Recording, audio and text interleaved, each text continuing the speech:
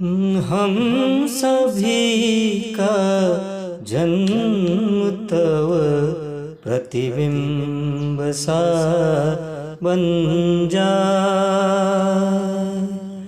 और अधूरी साधना चिरपूर्ण बस हो जाए। हम सभी का जन्म तव प्रतिबिंब सा बन जाए। बाल्य जीवन से लगा कर दूसरा कोई पुकारे तो उसको नाम की आवश्यकता होती है। तो बाहर से लोग आक्रांत आए तो उन्होंने जो भी ऐसा जो इतिहास में कहते हैं रखा होगा, हमने भी उसको मान लिया और आज की तारीख में हम हिंदू हैं, हिंदू नाम से परिचित होते हैं। कुछ लोग सनातन कहते हैं, कुछ अन्य अन्य नाम से जानते हैं, उस चक्कर में नहीं पड़ना। हम हिंदू हैं, हाँ ठीक है, कोई दिक्कत नहीं है। तो हिंदू समाज ने अपने जीवन की पद्धति का ऋषियों ने जब विकास किया तो इस नीरसता उदासी आने को उनको कैसे ठीक किया जाए, मन कैसे ठीक रहे, मन का स्वास्थ्य कैसे ठीक रहे, तन का स्वास्थ्य कैसे ठीक रहे, ऋतुचर्या के अनुसार किस तरह से हम जीवन जिएं, उन सबको देखते हुए फिर खगोलीय घटनाएं उसमें कुछ परिवर्तन हो रहा है तो वो संकेत हमारे जीवन में आए। ऐसे अन्य अन्य कारणों से अनेक उत्सवों की रचना की हुई है। और जब हिंदू समाज उत्सव प्रिय और उत्सव मनाने वाला समाज है और हिंदू संगठन जब हम कर रहे हैं राष्ट्रीय स्वयंसेवक संघ नाम से, तो हम उससे दूर कैसे हो सकते हैं। फिर विचार आता है क्या सारे उत्सव संघ में मनाएं, तो फिर रोज मनाते रहेंगे क्या, तो संगठन का काम कब करेंगे, और हिंदू समाज के उत्थान के लिए क्या करेंगे, हिंदू समाज के लोग जो पीड़ा में हैं उनकी सेवा का क्या करेंगे। खाली उत्सव थोड़ी मनाएंगे।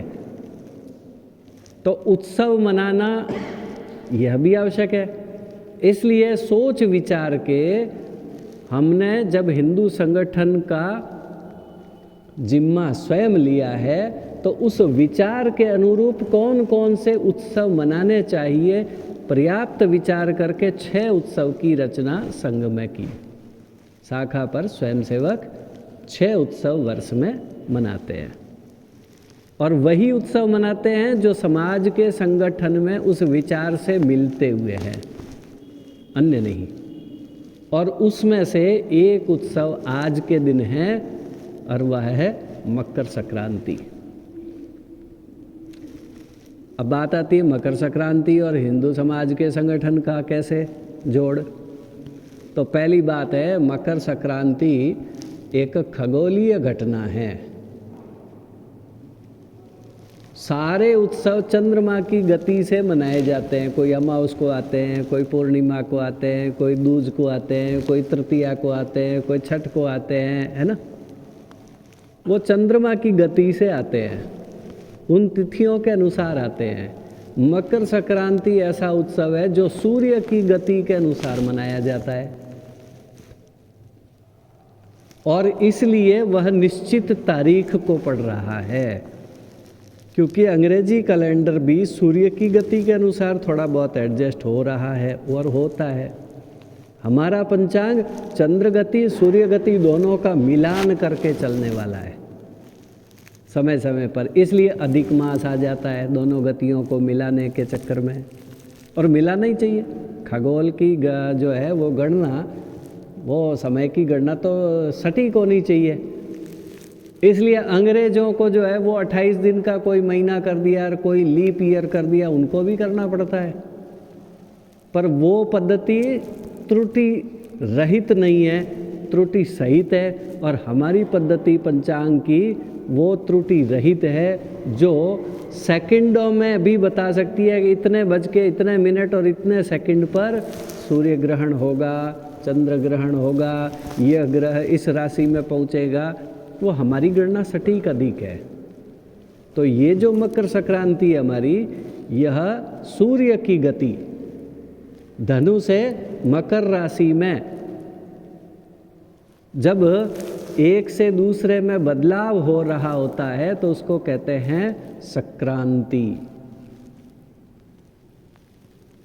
तो सुबह सुबह जो होता है ना समय सूर्य उदय, उसको हम क्या कहते हैं? उसको भी संध्या कहते हैं। शाम को भी संध्या कहते हैं। रात से दिन हो रहा है वो संक्रांति है, दिन से रात हो रही है वो संक्रांति है, एक ऋतु से दूसरी ऋतु बदल रही है वो संक्रांति है। तो शीत ऋतु से हम पुनः अब वसंत ऋतु की ओर गमन हो रहा है। एक बात तो ये। दूसरी बात, अब तक रात की मात्रा बढ़ रही थी, अंधेरा बढ़ रहा था, दिन छोटा हो रहा था। मकर संक्रांति से दिन का काल तिल तिल करके, थोड़ा थोड़ा करके दिन बड़ा होगा, रात छोटी होगी, यानी प्रकाश बढ़ेगा। ये प्रकृति हमको संदेश दे रही है कि अब अज्ञान से ज्ञान की ओर प्रस्थान करो, अंधकार से प्रकाश की ओर प्रस्थान करो। इसलिए हम इस उत्सव को मनाते हैं। दूसरा, हमारे बहुत सारे उत्सव जो है फसल से जुड़े हुए हैं। किसान की फसल आती है, उससे जुड़ी हुई हमारी दीपावली है, उससे जुड़ी हुई मकर संक्रांति है। अब अलग अलग नामों से मनाई जाती है। पंजाब में लोहड़ी के नाम से हैं, तो इस दिन तिल और गुड़ की मिठाई वहाँ भी बनती है। और जहाँ कहीं भी भारत में, चाहे पोंगल के रूप में है, चाहे महाराष्ट्र में किसी और नाम से है, चाहे अन्य अन्य नामों से मकर संक्रांति उत्सव मनाया जाता है। और जहाँ जहाँ जो जो फसल होती है उस फसल के पकवान बनते हैं। ये तो सबको ध्यान में, जहाँ जैसी फसल है। परंतु इस दिन मुख्य रूप से तिल तिल करके दिन बढ़ रहा है। तिल है वह हमारी शक्ति का प्रतीक है, और गुड़ जो है वह मिठास का प्रतीक है। तो मराठी में वहाँ कहते हैं कि तिल खाओ गुड़ खाओ, तिल खाओ गुड़ खाओ और मीठा बोलो। ऐसे वहाँ मराठी में बोलते हैं कि गुड़ खा करके मीठा बोलना। किंतु मीठा केवल बोलने से ये दुनिया नहीं चलती है। मीठे के साथ सच्चा बोलना, सत्य बोलना, ये भी आवश्यक है। तो मीठा बोलना, सत्य बोलना, संस्कार युक्त बोलना, ये भी मकर संक्रांति सिखाती है। तो मकर संक्रांति का अपना महत्व है। और सबसे महत्वपूर्ण बात है कि जिस तरह से कोरे तिल लेकर के मुट्ठी में कितना ही दबा लो, मुट्ठी खोलते ही क्या होगा? बिखर जाएंगे। तो अगर हम इनको हिंदू समाज के रूप में देखें तिल को, तो हिंदू समाज को इकट्ठा करना, संगठित करना कोरे तिलों से नहीं चलेगा। साथ में क्या चाहिए? मिठास चाहिए, गुड़ चाहिए। और गुड़ मिल गया तो लड्डू बन जाएगा, मजबूत हो जाएगा। यह संकेत है कि हिंदू समाज का संगठन प्रेम से, भाईचारे से, मित्रता से, है ना, जितने अच्छे लक्षण हैं, मेन बात है स्नेह से। हम स्नेह से सबको जोड़ेंगे, मर्यादा नहीं तोड़ेंगे, गीत बोलते हैं ना। तो ये संदेश है हमारे लिए। इसलिए हमारे लिए भी तिल गुड़ की मिठाई का आज के दिन विशेष महत्व है।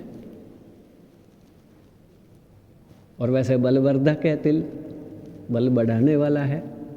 तो तिल और गुड़ की मिठाई खाने से शरीर में भी बहुत सारे शक्तिवर्धक चीज़ें आ जाती है। तो प्रकृति से मिलना, प्रकृति से भी हमारा जुड़ाव, फिर खगोलीय घटना से जुड़ाव, फिर समाज का संकेत, ऐसे करके संघ में यह मकर संक्रांति उत्सव मनाने की परंपरा, जब उत्सवों की रचना विचार किया गया तब यह की गई। अब देखो, संक्रांति का मतलब है अच्छेपन का बढ़ना, ज्ञान का बढ़ना, प्रकाश का बढ़ना। और हिंदू समाज हमेशा से उत्कृष्ट श्रेणी का रहा है। इतिहास देख लें, हिंदू समाज ने यानी हमने, हमारे पूर्वजों ने अपनी ताकत बढ़ाई, जब जब ताकत बढ़ाई तब तक विश्व का कल्याण ही किया है। हमने कभी भी विश्व के किसी भी देश पर जाकर के आक्रमण करके उनको अपने अधीन करना या उनको नष्ट कर देने के लिए अपनी शक्ति का प्रयोग कभी नहीं किया। इसलिए विश्व में शक्ति किसकी बढ़नी चाहिए? भारत की बढ़नी चाहिए। अमेरिका की शक्ति बढ़ जाती है तब क्या होता है? वेनेजुएला हो जाता है। किसी अन्य देश के राष्ट्राध्यक्ष को उठा करके ले जाते हैं, दादागिरी करते हैं कि तुम्हारा तेल हम बेचेंगे। रसिया में ताकत बढ़ती है तब क्या होता है? यूक्रेन हो जाता है। दूसरों को दबाना, परेशान करना। ऐसे ही हमारे अड़ोस पड़ोस में भी कई लोग हैं जिनकी शक्ति बढ़ने पर क्या होता है? आतंकवाद बढ़ता है, लोगों को मारा जाता है कि हमारी बात मानो, हमारी पूजा पद्धति मानो, हमारे विचारों को मानो, अन्यथा संसार से नष्ट कर देंगे। पर्सिया नाम का देश था, 80-90 वर्षों में पूरा इस्लामिक हो गया। इतना भयंकर हमला हुआ, ताकत बढ़ी, ईरान बन गया। जो पर्सिया था, पारसी भागे, भारत ने शरण दी, भारत के पास शक्ति थी, तो भारत ने हमेशा शक्ति का उपयोग इस विश्व के कल्याण के लिए किया है। भारत के ऋषि मुनि जब भी बाहर गए हैं, शस्त्र लेके नहीं गए हम। हमारी सेनाएं नहीं गई है किसी को हराने के लिए। ऐसा नहीं है कि हमारी सेना नहीं थी, हम में ताकत नहीं थी, ताकत थी। हम ज्ञान लेकर के गए, दुनिया को मार्ग बताने के लिए गए हैं। आज भी विश्व के एक भी कोई ऐसा देश नहीं होगा जहां हमारे संस्कृति के संकेत वहां न मिले। हमारे पूर्वज गए हैं, कहीं कम कहीं ज़्यादा, आज भी संकेत है। हमारे आज भी इंजीनियर जाते हैं और दुनिया में अच्छा काम करते हैं। कोई प्लेन उड़ा करके किसी वर्ल्ड टावर को ध्वस्त नहीं करते हम। हमारे वैज्ञानिक जाते हैं, इसरो में काम करते हैं। हमारे वैज्ञानिक जाते हैं, नासा में काम करते हैं। हमारे डॉक्टर्स जाते हैं 24 घंटे तक वहाँ जाकर के। लंदन में 80% हमारे डॉक्टर हैं, मालूम है किसी को? डॉक्टर नर्सेज मिला करके 80% हमारे हैं भारत के, वहाँ स्वास्थ्य सेवाएं देते हैं। विश्व में जहाँ हम गए हैं, हमने कल्याण ही किया है। हमारी शक्ति कल्याण करने के लिए, इसलिए हमारी शक्ति बढ़नी चाहिए। अभी कुछ वर्षों पहले भारत ने एक अंतरिक्ष यान भेजा जिसमें 40 उपग्रह एक साथ छोड़े ले जा करके जगह पर। श्रेष्ठ हैं हम ज्ञान में, तकनीकी में। हमने चंद्रयान भेजा, एक बार फेल हो गया, निराश नहीं हुए हम, दोबारा गया हमारा चंद्रयान। और कहाँ पर गया? चंद्रमा का जो भाग पृथ्वी से सामने दिखता वो तो दुनिया देखती है, वहाँ तो विश्व के देश गए भी हैं। इसका पीछे का भाग दक्षिण ध्रुव, जिसने आज तक नहीं देखा कभी, हमारा यान वहाँ गया है। हम ज्ञान में श्रेष्ठ हैं, हम शक्ति में श्रेष्ठ हैं, हम संस्कारों में श्रेष्ठ हैं। हमने कभी भी किसी को मारने के लिए ताकत का प्रयोग नहीं किया। हमारी सेनाएं, हम शौर्यशाली, शौर्य प्रदर्शन करने वाली, ताकतवर लोग रहे हैं, केवल अपनी आत्मरक्षा के लिए, अपनी संस्कृति बचाने के लिए, किसी को मारने के लिए नहीं। जब जब आक्रमण हुआ, हमारे योद्धा खड़े हुए हैं। कभी महाराणा प्रताप खड़े हुए हैं और कभी शिवाजी खड़े हुए हैं, खूब खड़े हुए हैं। लंबा इतिहास है। कभी बप्पा रावल खड़े हुए हैं। हर क्षेत्र में वीर हुए हैं। तो कमज़ोर तो नहीं थे हम, फिर भी दुरावस्था में आ गए। एक समय ऐसा आ गया कि हिंदू अपने आप को हिंदू कहने से डरने लगा। आप और हम जिस काल में जी रहे हैं ना, बहुत अच्छा काल है, बहुत अच्छा काल है। जिन्होंने 50 वर्ष पहले 40 वर्ष पहले का समय देखा होगा ना, उनको भी इस ध्यान में आएगा, नहीं 40 वर्ष पहले ये स्थितियां नहीं थी। आज खुले में स्वयं सेवक कहता हाँ मैं स्वयं सेवक हूँ, 20 साल पहले नहीं कहता था, 10 साल पहले तक नहीं कहता था।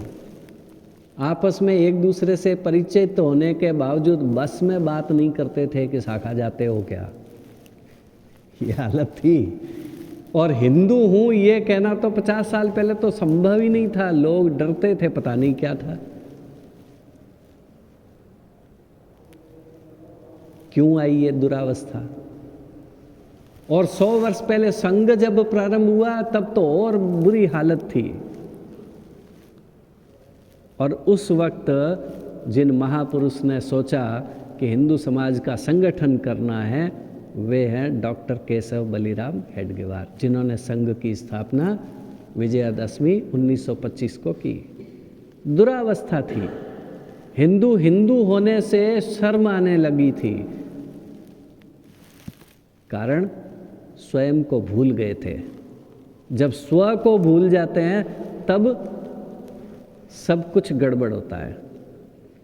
तो स्व को भूले हुए आत्मविस्मृत ऐसा कह सकते हैं। हिंदू समाज क्या हो गया? आत्मविस्मृत। हम कौन हैं, किसके वंशज हैं, हमारे पूर्वज क्या थे, ये कुछ भी ध्यान में नहीं, सब भूल गए।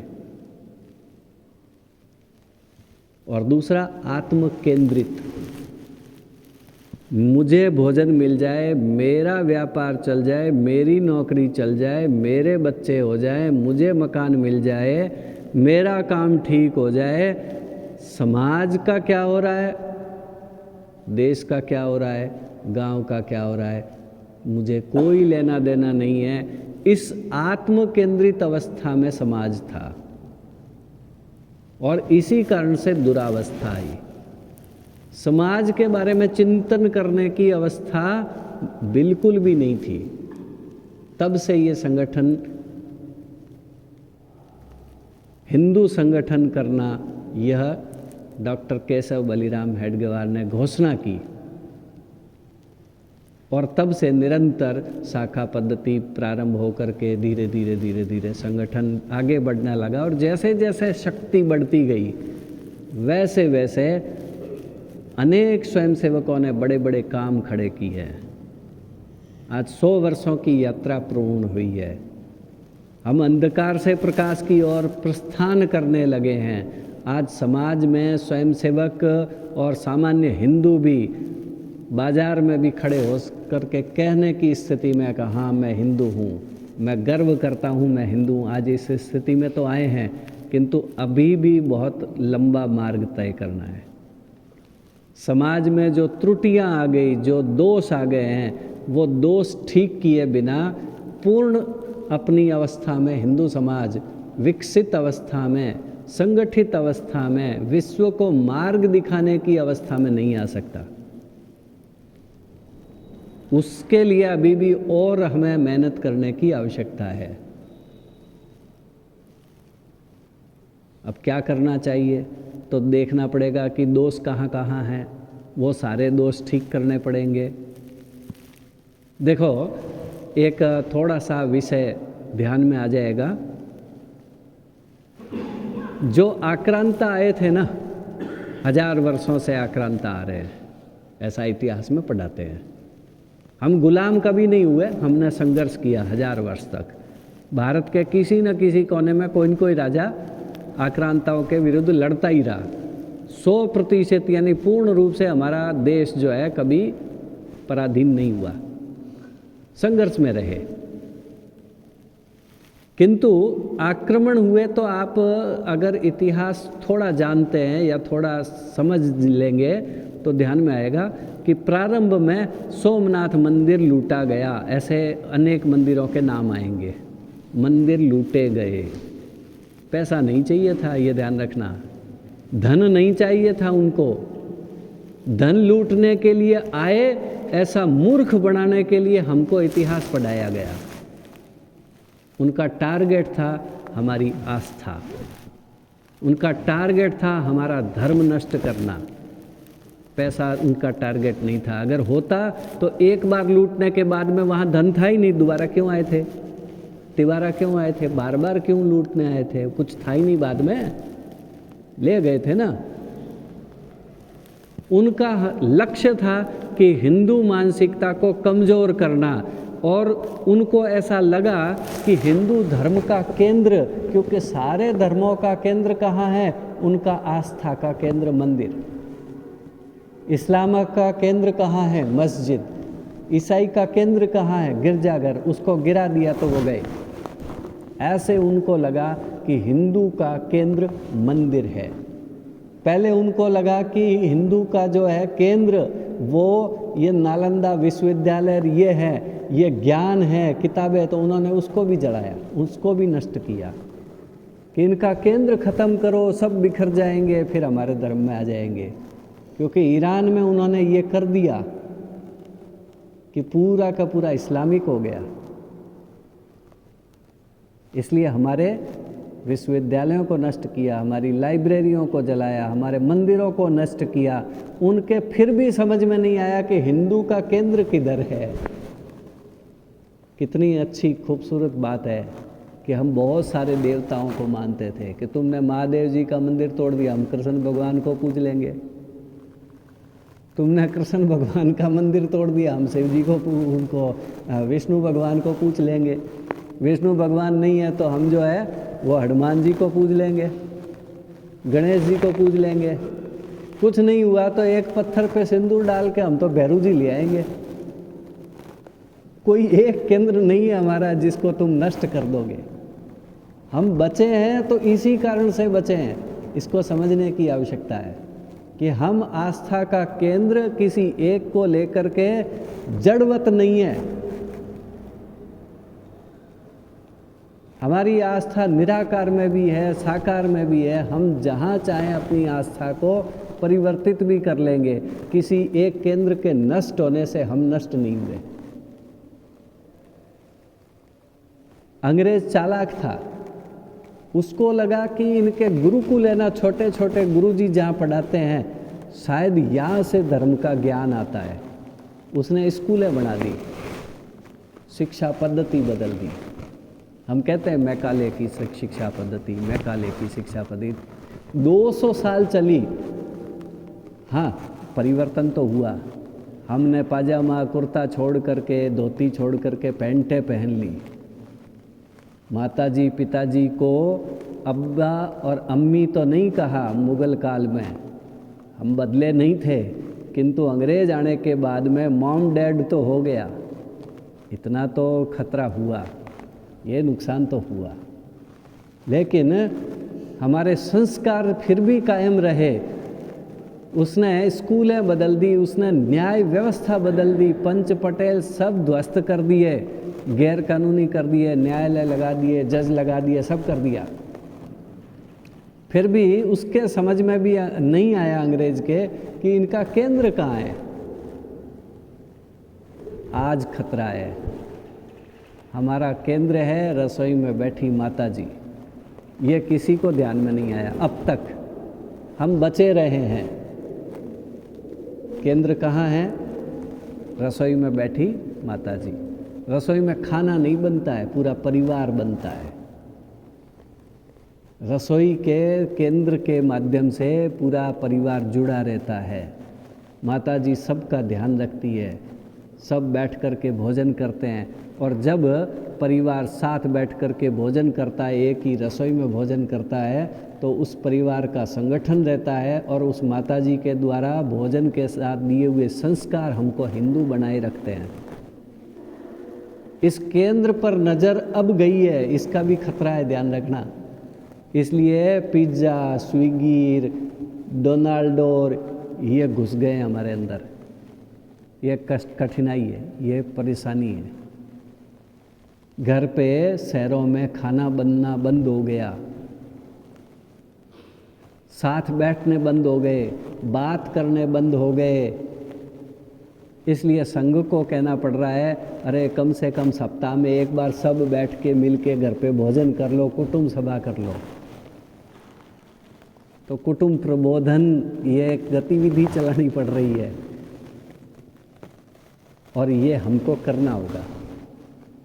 अगर हिंदू समाज को हिंदू समाज ही रखना है तो उसका केंद्र हमारी रसोई और हमारा साथ भोजन करना, और समाज में एक साथ रहने का माध्यम है हमारा भजन।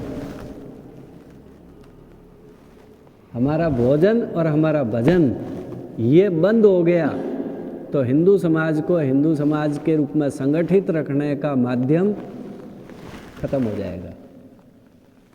जागरण होते हैं ना अपने, भजन होते हैं, उसमें भजन गाने वाले की जाति नहीं पूछते, हम साथ बैठते हैं, भजन करते हैं। कोई आया है उसका स्वागत है, आनंद लेते हैं, भक्ति भाव से बैठते हैं, तो समाज में समरसता आती है। तो भोजन और भजन इसको लेकर के दो गतिविधि, मुझे तो ऐसा लगता है। अन्य कार्यकर्ता क्या समझते हैं, कैसे बताते हैं, वो अपना अपन ने सुना ही है, किंतु मुझे जो लगता है मैंने आपको बताया कि घर में सब बैठ कर के भोजन करें, आपस में सुख दुख की बातें करें, एक दूसरे के हाल चाल पूछें, काम धंधे की बातें पूछें, पढ़ाई की बातें पूछें, स्वास्थ्य की बातें करें, अपने परिवार के कुल कुटुंब के रीति रिवाज बच्चों को बताएं, सिखाएं, तो कुटुंब एक रहेगा। और जब कुटुंब एक रहेगा तो हमें कोई भी हिला नहीं सकता। कितने ही मंदिर बनेंगे, कितने ही कुछ होंगे, पहला केंद्र हमारा है हमारा परिवार, कुटुंब प्रबोधन।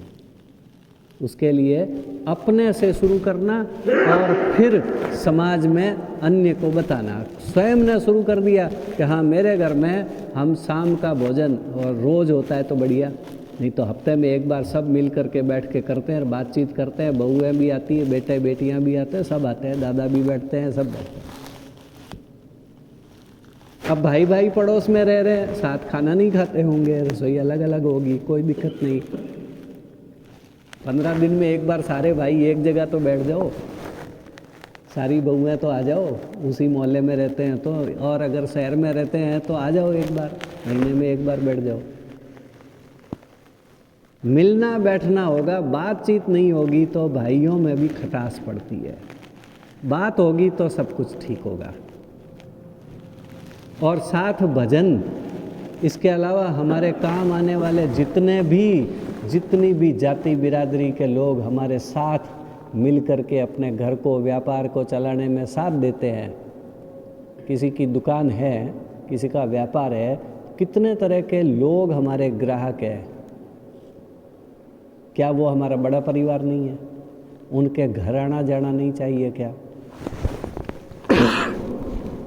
ऐसे अनेक उदाहरण हैं जिसमें बड़े परिवार के रूप में बिना जाति बिरादरी के आपस में आना जाना, मिलना जुलना, शादी ब्याह में अन्य चीज़ों में मिलना, ये प्रारंभ हुआ तो मन में जाति को लेकर के भी जो खटास है ना, वो भी धीरे धीरे शांत हो जाएगा। और उसका बढ़िया माध्यम तो है भजन करना, कि आज इनके यहाँ भजन रख दिया, आज वहाँ आधे घंटे के कर दिए। इस तरह का घर परिवार में जाके प्रसाद वितरण, साधारण, ज़्यादा खर्चे नहीं कराना, साधारण प्रसाद वितरण कराना आपस में मिलजुल करके, तो समाज में समरसता आएगी। और जब समाज एक हो जाएगा और परिवार संगठित हो जाएगा तो बाकी सारे काम बड़े बड़े उठा लिए जाएंगे, फिर कोई कठिनाई नहीं है। फिर हम कहें कि भाई ये पर्यावरण नष्ट हो रहा है, तो समाज और परिवार ने ठान ली ना कि परिवार में प्लास्टिक नहीं लाएंगे, तो फिर आएगा नहीं। एक आदमी ठान लेगा तो कुछ नहीं होगा। परिवार ने सोच लिया कि प्लास्टिक एंट्री, नो एंट्री, तो नो एंट्री हो जाएगा। छोटे छोटे काम कर सकते हैं कि भाई प्लास्टिक की बोतल में डाला पानी हम नहीं पिएंगे, मान लो हमने ये एक प्रण कर लिया, तो क्या हो जाएगा उससे? सोचो, विचार करो, मर तो नहीं जाएंगे। मेरी गाड़ी में स्टील की बोतल पड़ी है, उसमें ही डाला हुआ पानी पीते हूँ। अभी कुछ दिन पहले ही संकल्प लिया, बस बहुत ज़्यादा दिन नहीं हुए।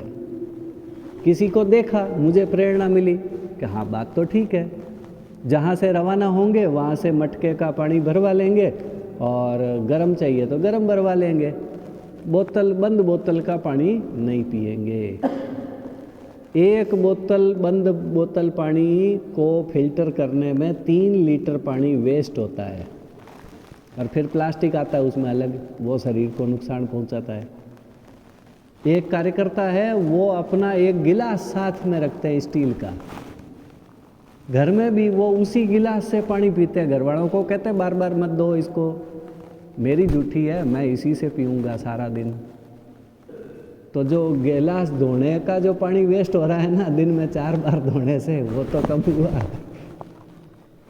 और वो जहाँ जाते हैं प्लास्टिक के कप में चाय नहीं पीते, इसलिए अपनी गिलास वो रखते हैं साथ। होटल वाला जैसे ही चाय बनाता है, कर ले भाई इसमें डाल, चाय पी लिया। प्लास्टिक का उपयोग नहीं। कागज़ वाले कप में भी प्लास्टिक है, अंदर प्लास्टिक की परत है। तो ऐसे छोटे छोटे प्लास्टिक को रोकने के काम हम कर सकते हैं। सीजन आने पर पेड़ पौधे लगाने का, हरित घर बनाने का। अभी मैंने देखा बहुत बढ़िया लगा मेरे को, ये गमले है ना, वो ठीक है, अच्छा उपयोग हो गया। तो कम से कम अंदर हरियाली रहे, पौधे रहें, तो घर में भी करें हम। ज़मीन है तो पेड़ लगाएं बड़े, नहीं तो कम से कम गमले लगा दें। पानी में भी ये ध्यान रखें कि भाई हम एक बाल्टी में ही स्नान करें, फालतू पानी वेस्ट नहीं करें, ये भी करना चाहिए। तो ऐसी चीज़ें जब परिवार संगठित होगा और जब समाज संगठित होगा और समाज ने कोई निर्णय ले लिया तो हम उसको मानेंगे, अन्यथा नहीं मानेंगे। तो ये भी हो सकता है। फिर एक काम और अभी समस्या है। अभी पहले तो हम चीन को भी मान रहे थे कि गड़बड़ है, और गड़बड़ तो है ही। चीन की चीज़ खरीदते हैं, एक चीज़ खरीदते हैं तो समझ लो कि एक गोली उन्होंने खरीद ली बंदूक में, जो हमारी सेना के सामने चलती है। चीन हमसे पैसे कमा के लगा कहाँ रहा है? अपनी सेना पे, और उनकी सेना हमसे लड़ने में काम आ रही है। वो तो दुश्मन है ही एक। अभी अमेरिका भी गड़बड़ हो गया है, कुछ दिनों से देख नहीं रहे, 500% टैरिफ लगा दूंगा, रूस से सस्ता तेल क्यों खरीद रहे हो, मेरे से तेल खरीदो। तो हम अमेरिका के प्रोडक्ट या चीन के प्रोडक्ट, विदेशी प्रोडक्ट खरीद करके कमाई किसको दे रहे हैं भाई? तो व्यापारी बंधुओं से भी आग्रह है कि चाइना का माल बेचने की बजाय निर्णय कर ले।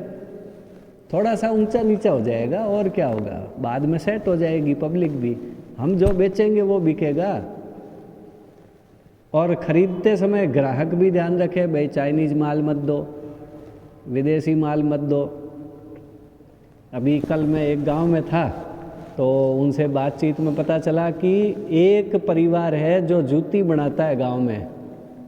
तो उनसे हाथ जोड़ के आग्रह किया कि भाई सब लोग जूता छोड़ के जूती पे आ जाओ, जूतियाँ ही पहनो और उसी से लो, क्वालिटी सुधार देगा, वो बढ़िया करेगा, तो उसका घर परिवार बढ़िया चलेगा। क्यों हम बाहर शहर से जाके सामान लाएं? स्वदेशी का मतलब खाली भारत में उत्पादन होया वो नहीं। हमारे मारवाड़ जंक्शन का कोई प्रोडक्ट है तो हम उसको पहले लाएं। मारवाड़ जंक्शन में कोई प्रोडक्ट नहीं बनता है तो हम पाली तक जाएं, जाडन तक जाएं। वो भी नहीं बनता है तो हम राजस्थान का कोई प्रोडक्ट लें, वहाँ भी नहीं बनती है जो चीज़ें, जैसे कारें हमारे यहाँ नहीं बनती, कार तो खरीदनी पड़ेगी किसी को, तो हम भारत की लें। और फिर भी कुछ ऐसी चीज़ें हैं जैसे मोबाइल है, भारत में बनता है परंतु उसके सारे पार्ट्स बाहर से आते हैं, तो हम ऐसे देश के पार्ट्स वाली कंपनी का खरीदें जो हमारे मित्र देश में हो। और फिर भी मजबूरी है तो फिर कोई चाइना का प्रोडक्ट आएगा भी, किंतु भाव हमारा क्या होना चाहिए? स्वदेशी का होना चाहिए। हम अधिकतम अपने नज़दीक के दुकानदार से लें। बहुत सारे लोग हैं, मैं देखता हूँ जो सब्जी 10 किलोमीटर दूर जाके लाते हैं, पास के शहर से लाते हैं। अरे भाई ठेला लेके एक बैठा है ना तुम्हारा ही भाई यहाँ, ठीक है 2 रुपये ज़्यादा लेगा क्योंकि उसको भी लाने ले जाने के लगते हैं, उसी से ले लो ना। उसको बता दो कि भाई मुझे ये चीज़ कल चाहिए, वो ले आएगा। स्वदेशी का मतलब खाली प्रोडक्ट भारत का जरूरी थोड़ी है। हमारा अपना दुकानदार है और हम ऑनलाइन मंगा रहे हैं। ऐसे आजकल वीडियो भी आते हैं सोशल मीडिया में, है ना। तो वो संदेश दे रहे हैं कि ऑनलाइन जहाँ बहुत आवश्यक है वहाँ मंगाए, बाकी 2 रुपये ज़्यादा लगते हैं, क्या दिक्कत है? हाँ हाँ हाँ, बंद करो उसको। बात सही है। हम क्यों ऑनलाइन के चक्कर में, ठीक है 1-2% वो करते हैं तो वो बाद में हमारा व्यापारी जिस दिन ख़त्म हो गया, चंदा लेने कहाँ जाते हैं बोलो? बाजार में गणेश उत्सव मनाना है, चंदा कौन देता है? ऑनलाइन वाला देता है क्या? तो जब हम स्वदेशी कह रहे हैं, इसका अर्थ केवल भारत में बनी हुई चीज़ें और ऑनलाइन आने वाली चीज़ें नहीं हैं। हमारा खुद का दुकानदार भी है, उसको हम ही सक्षम करेंगे, मजबूत करेंगे। और ये सब करने के बाद जब संस्कारित हमारे परिवार में संस्कार मिल रहा है ना, तो हम भारत के कानून को मानते हैं, संविधान को मानते हैं, हम ट्रैफिक नियमों को मानते हैं क्या, हम टैक्स बराबर चुकाते हैं या चोरी करते हैं, समय पर बिल भरते हैं कि नहीं भरते हैं, ये नागरिक कर्तव्य है। जहाँ पीक नहीं थूकना है वहाँ थूकते हैं क्या? प्रॉपर जगह पर जो जिस चीज़ का हो। मतलब आश्चर्य की बात है कि भारत में कितनी दुरावस्था आ गई कि प्रधानमंत्री को कहना पड़ा कि भाई सफाई करो, कचरा मत करो, कचरा मत करो, सफाई करो। स्वच्छ भारत मिशन चलाना पड़ा था, याद है किसी को? उससे पहले कचरे के ढेर थे, आज भी हैं। हम में से कोई विदेश गया होगा तो उसको पता होगा कि वहाँ साफ सफाई है।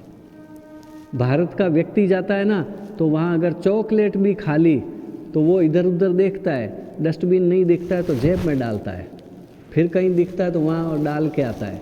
और जैसे ही वो भारत के स्टेशन पर उतरता है, केड़ा खाया और धड़ाक बार छिलका। अरे भाई ये तुम्हारा चरित्र कैसे बदल गया? वहाँ डर है, वहाँ पेनल्टी लगती है, तो पेनल्टी से ही कानून नहीं मानना, अपने मन से कानून को मानना। गाड़ी चला रहे हैं तो सीट बेल्ट लगा करके ही गाड़ी चलाना, बाइक चला रहे हैं तो हेलमेट होना ही चाहिए। हम भारत का कानून मानने वाले लोग हैं, तो हमारा नागरिक कर्तव्य, हमारा चरित्र, केवल हम अधिकारों की बात करें कि लोकतंत्र है, अधिकार है हमारा। अरे अधिकार है, कर्तव्य भी तो है ना। अगर बेटा अपना कर्तव्य निभाएगा तो बाप का और माँ का अधिकार सुरक्षित हो जाएगा। माँ बाप कर्तव्य निभाएंगे तो बच्चों का कर्तव्य, बच्चों का अधिकार सुरक्षित हो जाएगा। तो किसी का अधिकार और दूसरे का कर्तव्य, ये तो एक दूसरे से जुड़े हुए हैं। तो हम सब अपना कर्तव्य निभाएं तो हमारे अधिकार अपने आप ही सुरक्षित है, फिर कोई हमारे अधिकारों का हनन नहीं करेगा। ऐसे करके परिवर्तन लाना, स्वयं सेवक स्वयं करे इसको, और फिर समाज में उदाहरण बने तो समाज भी इन चीज़ों पर चले। समाज को भी हम ये बातें बताएं। इसलिए 18 तारीख से, 18 से ही है ना, अगले महीने की 20 तारीख तक हिंदू सम्मेलन, इसका आयोजन हर खंड, हर बस्ती, मंडल तक, खंड भी नहीं मंडल तक आयोजन करने का आग्रह है। हमारी क्या तैयारी है, हमारे नगर की क्या स्थिति है, और वहाँ पर ये विषय रखे जाएं, समाज के लोग रखें कि संगठित होना और संगठित होकर के परिवर्तन की दिशा में आगे बढ़ना, समाज को उत्कृष्टता पर ले जाना, उसके लिए छोटे छोटे प्रयोग बता सके, और बोलने वाले समाज के लोग हों। मुख्य वक्ता भी बोलेंगे किंतु समाज के लोग भी बोलें, और उसमें हमें अपना पूरी क्षमता से लगना। सारे स्वयंसेवक नहीं लग पाएंगे, किंतु क्योंकि शाखा भी चलानी है, शाखाएं भी चलती रहे, वो बंद नहीं हो जावे। शाखाएं भी चले और हिंदू सम्मेलन भी हो जाए, इसलिए कुछ लोगों को इसमें लगना पड़ेगा कि हिंदू सम्मेलन यशस्वी हो और बाकी लोगों को शाखा चलाते रहना पड़ेगा। तब जाकर के हम इस 100 वर्ष की संघ की यात्रा में कहाँ पहुँचे हैं और आगे किधर जाना है, इसके बारे में हम बता सकेंगे। आगे का मार्ग और कठिन है और हमें अपने उच्च चरित्र से, अपनी उत्कृष्टता से सबको अपने साथ जोड़ते हुए आगे बढ़ना है। ऐसा आग्रह आप सबके श्री चरणों में करते हुए मैं अपनी बात को पूर्ण करता हूँ।